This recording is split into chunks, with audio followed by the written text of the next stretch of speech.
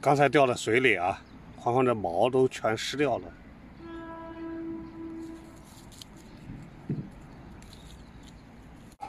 大家好，我是西部民工。今天下午了，又到了养小龙虾的大叔这边。就是嘞。你这是现在养了几只狗啊？养了4条狗。你养这些狗是干嘛用啊？就经营一下这个鸟。哦，来给你看这个养这个小龙虾的这个鱼池啊。哎，对。这狗能起到这个作用吗？能起作用。养了狗那些那水鸟就不敢来了。它就不敢来了。就你的小龙虾就有保证了。哎，对，安全了。哎，要不它来吃了你又没办法，现在又不能用什么药啊什么的，不能。哦，那些鸟有的还是保护动物，还也不能随便去打。那是。这挺好。是这样，这叫一个。对。你刚才那个叫欢欢那个狗，它是还会游泳？会游泳。我看刚才过来的时候，那毛就是湿的。是。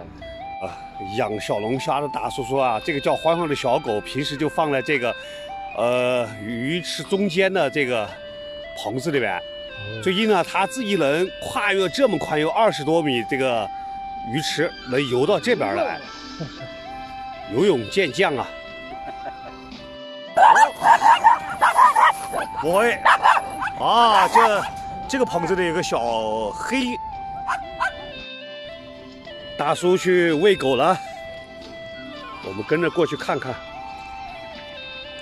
黑狗还喂。哦，喂。这个小黄狗啊。俺这一条狗都喂。远着看像个白的。这还有水的。这个叫欢欢的特别精明啊，它就不过来。这个狗还是在流动少。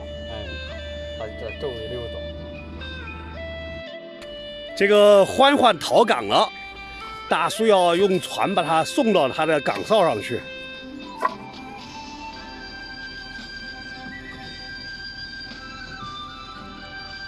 大叔把这个欢欢送上他的岗哨。哦，掉了！哎，他有这个欢欢逃港了，你看。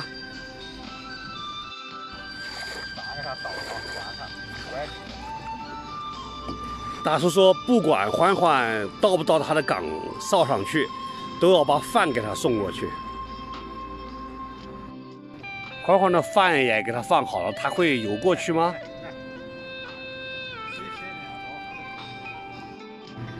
欢欢蠢蠢欲动，他会游到对面去吃饭吗？不行，你不行，游泳健将。游过去啊，游的欢欢去到他的哨位上去了。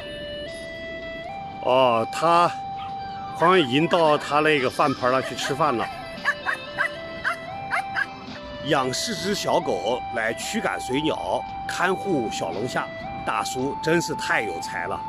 欢迎大家在评论区给我留言，欢迎关注转发，谢谢，再见。